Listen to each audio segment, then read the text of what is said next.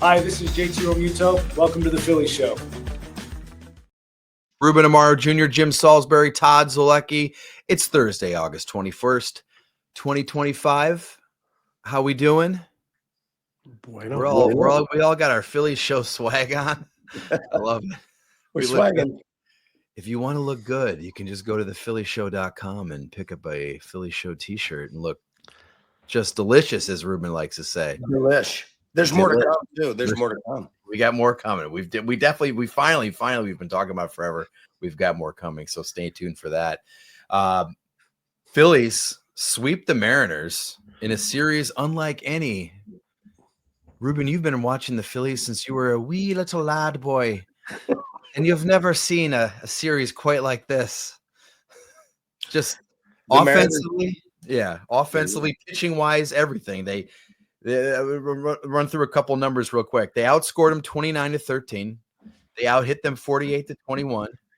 According to Elias Sports Bureau, first time the Phillies have had 3 straight starts of double-digit strikeouts since at least 1893. Back then, what were they even throwing back in 1893, though, right? I mean, is that, who knows what they were even throwing back then? Throwing the drop ball. Mud ball. Exactly. Guys would go in with like batons and take out the kneecaps of the second baseman. That was legal back then. No team has done that since the Padres in 2022. Most hits in a 3-game span since August 26, 28, 2007, when the Phillies had 48 hits again in a game against the Padres and 2 against the Mets. Most Phillies hits in a 3-game series since July 2nd to July 4th, 1999 against the Cubs at the Vet. Wow. Is that wild? That was a terrible team too, right? They were the assistant GM, and we were not good. Yeah, it wasn't like a 95 loss team, but they were losing. That was a losing baseball team.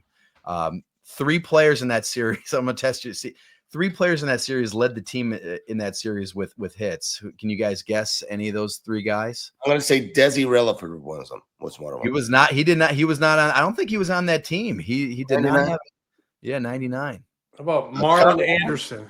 Marlon Anderson. Yes. Scott Rowland had 5, but 3 bombs in that series. I'll give you the other 2. Rico Brogna. I was going to say Rico. Rico Brogna had 6. Great call. Mike Lieberthal. Mike Lieberthal had 4. One of the names is a guy that I personally do not remember. I know you guys. Give me a hint. He has got his initials are the same letter. First name, last name. Like AA? Yes, like exactly AA, Ruben. Exactly AA. Brian Bocock? Oh, it's AA. That's AA. It's AA. Oh, it's AA? It's AA. Aaron Ashby? Alex Arias. Oh, Alex Arias. Oh, yeah, of course. Alex Arias. And then he won the World Series ring with the 97 Marlins. He sure did. And then Doug Glanville was the other one. So. Fresh. Yeah. Doug Glanville. I'm guessing there were high fastballs, and he had a great killer top hand. Yeah. He did, man. He had 200 and some hits that year, I think. 206, I think, or 204. Yeah, he could spray the ball from line to line. You could not defend him. So that's been a while. I mean, what a heck of a series, and the offense was absolutely fantastic. And let's talk about this offense and what's kind of going on with some of the hitters in the Parks first pitch. First pitch is brought to us exclusively by our partners at Parks Casino, Pennsylvania's #1 casino. Let's take a look at some of the. Trea Turner had a hell of a series. JT Realmuto had a hell of a series. I mean, really, all these guys did. Right. Kyle Schwarber, Bryson Stott, Bryce Harper, Max Kepler had a big series. Who jumped out to you guys? Anybody you guys want to talk about? Everybody. I mean, at the top of the list for me probably would be Turner, just because he's been so electric lately, so entertaining, so difference making. After a bit of a lull, he kind of had a midseason lull, and he has that quality when that like Harper, like a lot of guys. When anybody's hot, your team's going to do better. I see these stats. Oh, the record is such and such when somebody hits a home run. Your record's always going to be better when somebody hits a home run. So, but tremendous impact that Trea Turner is having. And, you know, he gets on these long streaks. I could see him carrying this right into October. He's very, very crucial. So he's been fun to watch. I found a real. This is a silly stat, but it's kind of interesting. Last 7 games, Trea Turner has 21 hits. The only other Phillies player since at least 1901 with 21 hits in the 7-game span, Lefty O'Doul in 1930. That's a month for some guys. Yeah, yeah. It's a good month. Lefty O'Doul, he had a great place in San Francisco. He did. Did I ever take you there? I've been to Lefty O'Doul's back in the day. T-shirt. So funny. Great corned beef sandwich. They did have, you're right. That was a really popular place right near our hotel right downtown. Right. That's where Harry the K would go sing at the piano. You're damn tootin'. It was a Hofbrau. They had a big wooden bar, and you get Anchor Steam, the local brew. And then they had a cafeteria where you could go through and get a nice corned beef sandwich or a turkey dinner at midnight and get all bloated and not be able to sleep. And you'd see all the umpires in there, and sometimes, you know, Harry would be singing. It was a great place. That's so funny. I've been there. Great stuff. Trea Turner's hot. Let's see what else. JT was 6 for 12 this series. Kyle Schwarber was 6 for 14. He's on pace for 57 home runs. Jeez. Bryson Stott's red hot. He's batting .353 with an OPS over 1,000 in his last 20 starts. Yeah, Bryson Stott's my guy right now. I mean, that's a big one for me just because he had been such a major disappointment to me for most of the season in the early part. And he made a heck of an adjustment. And I thought, he lowered his hands, and I think you have the numbers and stuff since then, but pretty awesome. And I mean, we probably discuss that a little bit further, but that's the guy for me. Yeah. He is you can the hand adjustment has really paid dividends, and that's going to help his comp. He's just so much more direct to the ball. Certain pitches still a little bit under it, maybe breaking balls, but he's more direct to the ball on heaters, and it's very evident. And all of a sudden now he's giving you some production at the bottom of the order. Very dangerous lineup when he's going like that. I mean, you add all that length, thunder at the bottom, that becomes a dangerous team. How about Max Kepler too? Yeah. Oh yeah, great at bat yesterday. Pulled his hands in. Max, he's turned it on. That's right. Did you see that swing yesterday? The way he pulled his hands in and kept it fair. It was a spectacular swing, fastball in, maybe a little bit off the plate, and he pulled his hands so nicely. The replay was really good. Because I wasn't there at the game, but saw it, and my goodness, he just pulled his hands in and hit a laser out to right. I mean, hats off to that kid. He heard a lot of boos. There was a lot of speculation he was going to be let go. I mean, hats off to Rob Thompson, whoever stuck with him. I mean, Thompson's a player's guy, and this is a game that requires you being patient with the guys and showing belief in them. And, now Kepler's loving him back. It's really good to see, but hats off to him for the character he's shown, staying with it and not burying himself. He's become a real contributor here in the last, since the trade deadline, since everybody wanted to boot him out of town. It's amazing, and I don't have the numbers, but I wonder what his numbers are when he plays right field, which is his natural position. Comfort zone. It's his natural position, and I don't know. And listen, he's not played a lot because he's played for Castellanos from time to time, and he has been hitting the ball harder consistently. He's probably the most unlucky player in baseball. I mean, he's really his exit velocities. They must be great. I don't know the actual numbers because I don't study those.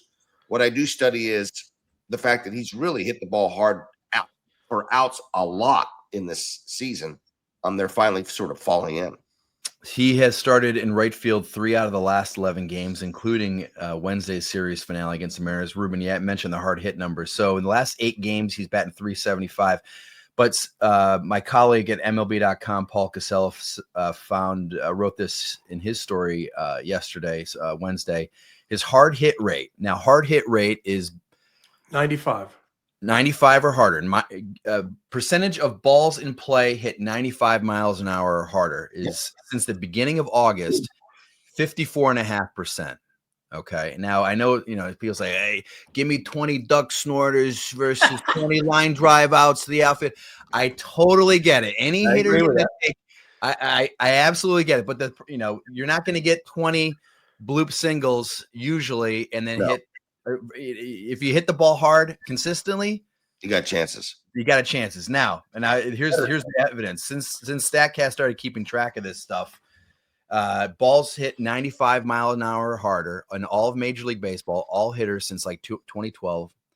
Batters are hitting 515 with a slugging percentage over 1,000. And all balls hit 94 and under, batting 227, slugging percentage of 267. So Max Kepler's hard hit rate does mean something. It does indicate that, eventually the luck does turn, and it seems to definitely be turning with Max Kepler. So, so he's, and it's interesting now, there were 2 consecutive Saturdays where Nick did not play. And then Max also, Nick did not play on Wednesday, and it sounds like it is going to be an outfield, a little bit more of an outfield rotation going forward. And that's just and that's what it should be. Exactly. Ride the hot hand. Yeah. He's not forcing Max Kepler in the right field, and he's hitting like 106 and just striking out every at bat. He's actually hitting the ball hard and getting some positive results. So why would you not want to go for that? You're trying to interestingly, Nick has picked it up. Maybe that kicked him in the ass a little bit. Maybe. I'm fine with this rotation. I like it. A manager's got to be able to read his team. Charlie Manuel could do it. Know your players. I mean, the one thing I would like to see Bader kind of start knocking down full time in center field, because he's a real difference maker in center field, and it might get his stick going a little bit. But I'm fine with him moving around as long as you get results, man. As long as you get results. It's like, this is sort of on Bob. I was talking to Bob McClure one day, and we were talking about pitching mechanics, and we're talking about getting results, and how some guys have great mechanics, some guys don't. But in the end, Bob said, "I don't care if you shoot it out your ass if you can put it in the box. So I don't care if you shoot it out your ass if you get results. You know what I mean? So keep moving them around." Yeah. Not only that, and you make a great point. But I think that the Bader thing is going to happen just because I think that they needed the guys to start stepping up offensively so that they can just lock him down in center field, right? He's trying to find other things to happen offensively. I think you may actually see Bader play more in center now because other guys are hitting, and that defense plays a little higher. Kind of want to see him be the guy in October, because defense is so heightened. It's huge, especially in the middle of the diamond. Yeah. So, hey, that was First Pitch, presented exclusively by our partners at Parks Casino, Pennsylvania's #1 casino. ParksCasino.com is the website. Hey, you must be 21, and if you have a gambling problem, call 1-800-GAMBLER. Phillies fans, whether you're sliding into home or just chasing your kids around the yard, staying mobile matters. That's why we trust Rothman Orthopedics. From sports injuries to joint replacements, they keep you moving. With top specialists who care for the best team and the best fans in baseball, Rothman's got your back, because at Rothman Orthopedics, your mobility is their mission. Visit RothmanOrtho.com to schedule today. And as always, if you're watching us on YouTube, scan that QR code on your screen. FT fans, you want to have confidence when you go out in public? Absolutely. We can't all wear a backwards hat like me, but you can get some True Classic fit shirts. It almost looks like, oh, wow, this shirt was tailored for me. Nope, it's every True Classic. This John is soft, it is smooth, and it makes you look a little jacked. I'm just saying. And Kratz, you are jacked, and you are spot on. True Classic is the spot to go if someone's like, where do I get shirts? True Classic. The colors are fantastic. They've sold over 25 million shirts to more than 5 million customers. Their shirts just win. The feel, the tailored look, the price. We all wear True Classic on FT. I mean, Cam Maben literally can't say enough about them too. Next time we have Cam on. Hit up trueclassic.com/foul. Give it a shot. upgrade your wardrobe, and save on True Classic at trueclassic.com/foul. That's trueclassic.com/FOUL. We are back. One guy I wanted to talk about, fellows, that's been on a heck of a run, more than just 8 games or a month, is JT Realmuto. JT Realmuto, like I mentioned at the top, is on this in this series, 6 for 12, 1 double, 2 home runs, 4 RBIs. He's been on a heck of a run since now May 31st. JT was hitting 222 with a 654 OPS. Not great. People thought he was done. People thought he was. People said he's done. People thought he was. Can't resign him. Done. Yeah. People thought he was cooked. They're like, you know what? Oh my gosh, they traded away Logan O'Hoppe. Yeah, this is a massive mistake. They're since May 31st, JT is batting 324 with an 812 OPS. He has the 3rd highest batting average in all of baseball since beginning of June. He's tied for 23rd in on base percentage at 365. He's 57th in slugging percentage. That's out of 141 players.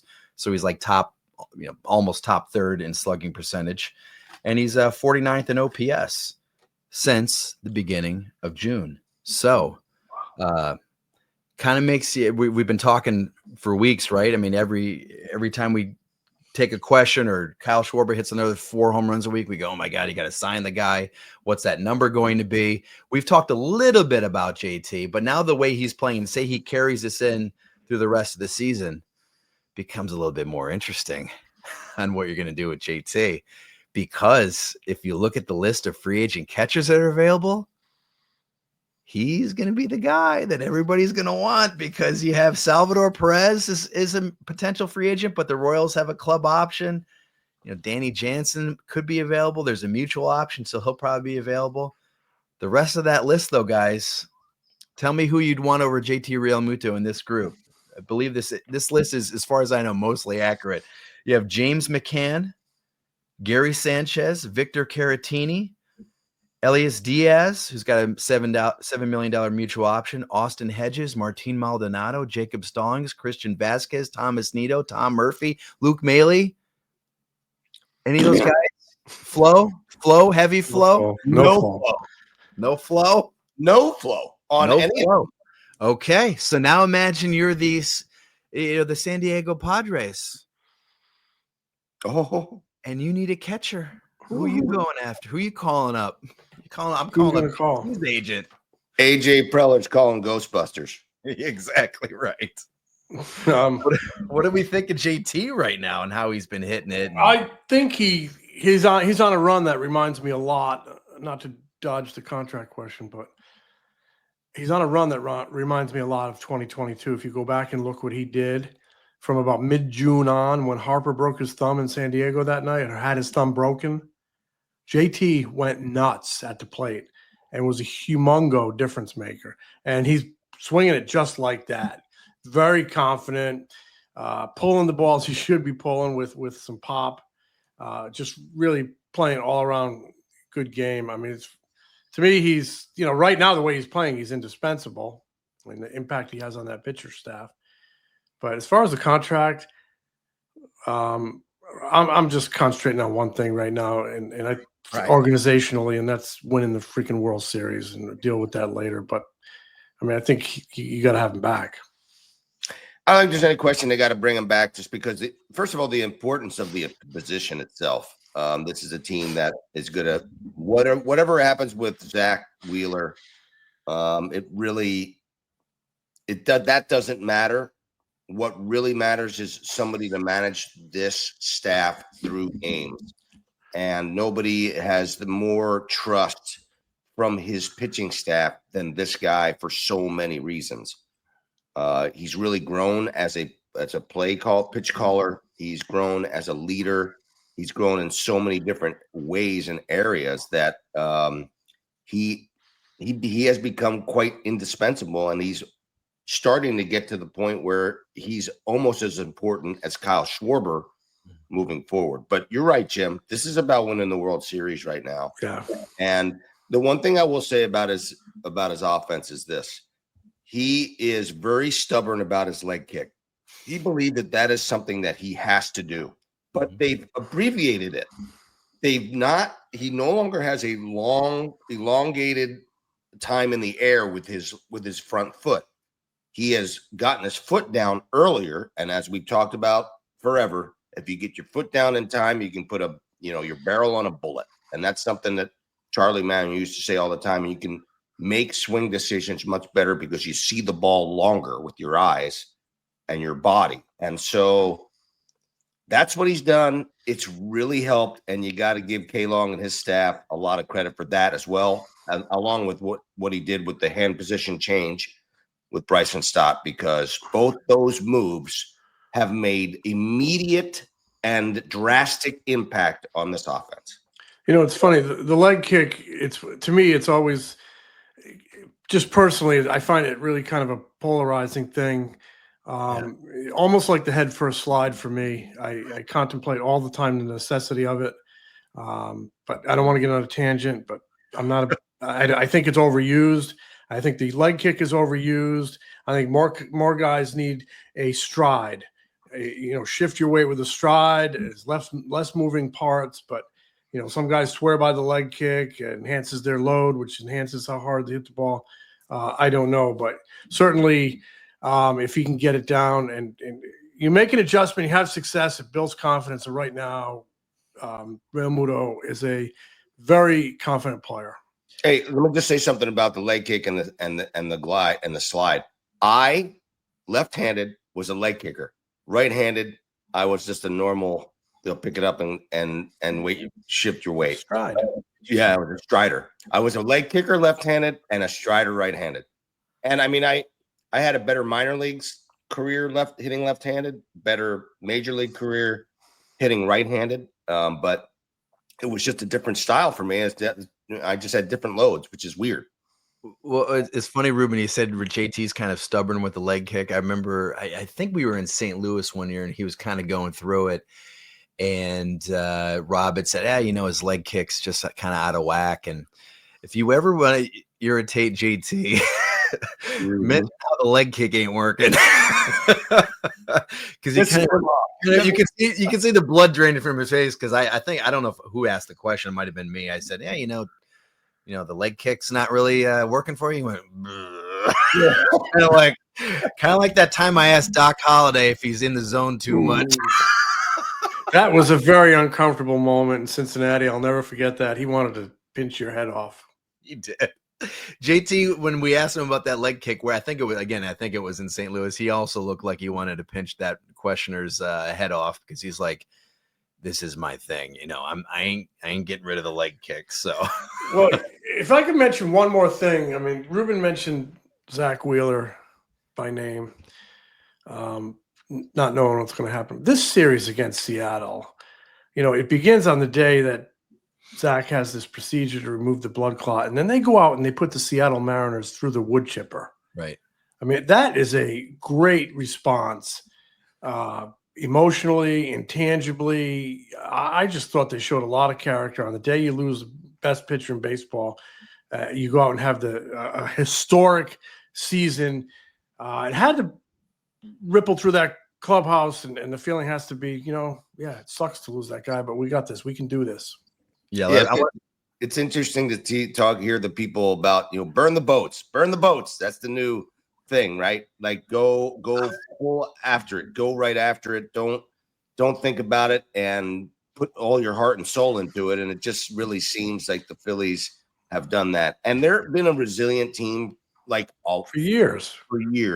They've had a horrendous series against bad teams, and then they'll bounce back and play like a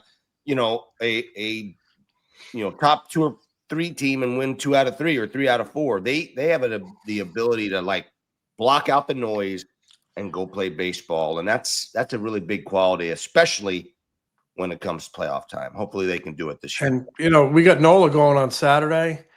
To me, he's been here a decade. He's never been more important to this team. I don't know how he's going to pitch. I don't, you can't be brimming with confidence because the way he's pitched this year and the way he pitched Sunday. But if he's ever going to look like the old Aaron Nola, boy, they need him these next 6 weeks, next 2 months. They need a right-hander in that rotation. They're missing Wheeler. If he could dial it up, what a story that would be. You know, I don't know what's going to happen, but he's certainly going to have that opportunity to impact this season the way he would have hoped to had he stayed healthy. So I want to talk a little bit more about some of these pitching performances this week in Seattle. But first, you know, we've all been we're going to be at Parks Casino soon. We're going to be hanging out. We're going to be having a little steak dinner maybe. But there's so much more to do at Parks besides the great food. You get a lot of stuff going on, Ruben. Yeah, there sure are. It's all happening this summer at Parks Casino. There's still some summer left. It's my casino of choice. Parks is Pennsylvania's #1 casino. There's action, excitement, headline entertainment, great restaurants.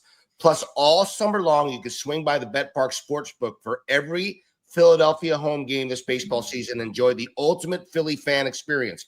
$1 dogs, $3 Miller Lights, and wall-to-wall action on a 150-foot giant video screen. That's $1 dogs, $3 MLs every single home game. Plus, check out concerts, comedy, and more at the state-of-the-art Excite Center, a collection of award-winning restaurants as well. Parks Grill Steakhouse, Bamboo Noodle House, and the Liberty Bell Gastropub and Beer Garden. Parks Casino, this is how you win. ParksCasino.com for tickets to all shows. You must be 21. If you have a gambling problem, please call 1-800-GAMBLER. I was just looking at their website the other day for some of the shows. They have remember the band Everclear? Everclear is going to be there like in October. Wow. That's a good band from back in my day. But I'm sitting there going, maybe I would like to go see that show, but I just can't commit to anything in October. You don't know where the Phillies, if they do what they are capable of doing, you're going to be booked up until early November. You know, When are the psychedelic furs coming? that I don't know.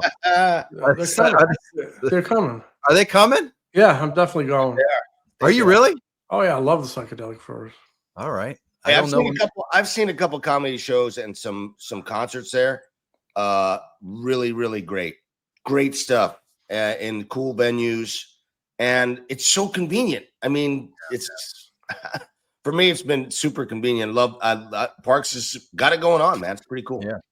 So Zack Wheeler is out, as we know. We talked about him on Sunday's episode, but some of the pitching performances, like I mentioned at the top of the show, the 34 strikeouts by the 3 Philly starters against the Mariners, Suarez, Sanchez, Luzardo, were the most by Philly starters in any 3-game series in the modern era.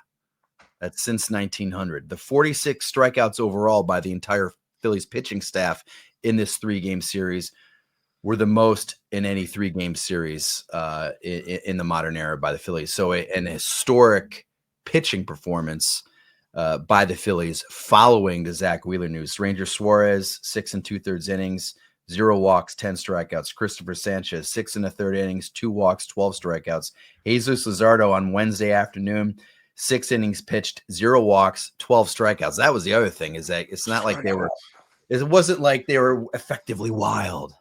They didn't walk, 2 walks, all 3 starters over 18 innings, 34 strikeouts. Absolutely ridiculous. What do you So fun to watch, man. So fun to watch. I love it. So the Mariners got their lunch handed to them. What do you think that flight was like back to Seattle? Because it's an awful flight to begin with the headwinds. I mean, It's a 6.5-hour flight. Huh?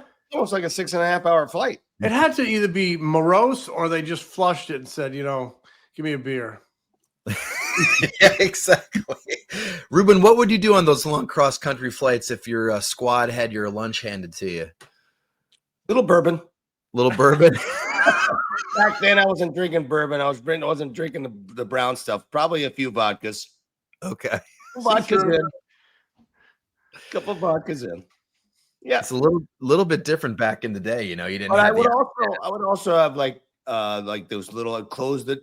Back then and I think they still do it, but in the first class area, we would have like the front office guys and the coaching staff, and like you have to pat them on the ass. You're like, hey, guys, stuff happens.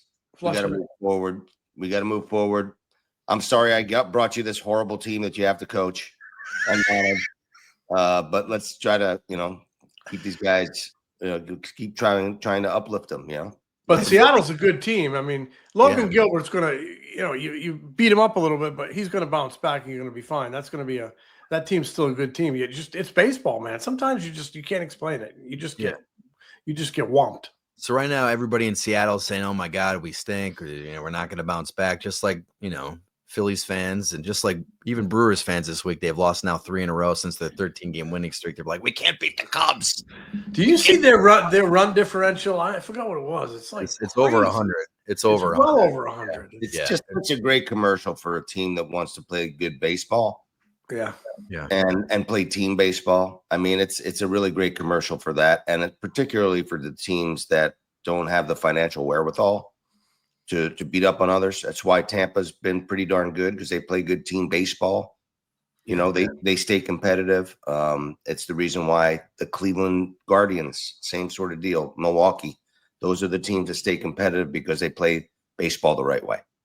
Yeah, I think it's what Terry Francona is bringing to Cincinnati and will continue to bring to Cincinnati as he builds a culture there. Yeah, the Reds, I believe, I have to look at the standings off the top of my head. They're kind of creeping into that. Yeah, creeping in. They're in the wild card picture. No doubt. Creepage. They're a game behind the Mets right now. The struggling Mets. For that last wild card spot. So that was fun. We will be back on Friday morning. Friday morning, we're taking your questions. We got a lot of questions. Little spoiler for you guys. I want to get Jim and Ruben thinking before they leave for the day on Thursday. A lot of people want to know who's the number 3 starter, or who's the starter in a 3-man rotation if the Phillies should get to the NLDS. Don't answer it now. Don't answer me. I don't know what song that is. I don't know that song. That's a song by Alan Parsons. Don't answer me. Don't break the silence. Oh, yeah. Okay, there we go. Don't answer me. Dee. We'll go karaokeing one night, Jimmy. You can sing. Yes, I'm in. You're in. Hootie and the Blowfish. I'll bring it to you. All right, I love it. We'll talk to you guys later. Smell you later, boys. Smell you, Jim. The Philly Show is brought to you by the Foul Territory Network. Subscribe to The Philly Show on YouTube and wherever you get your podcasts.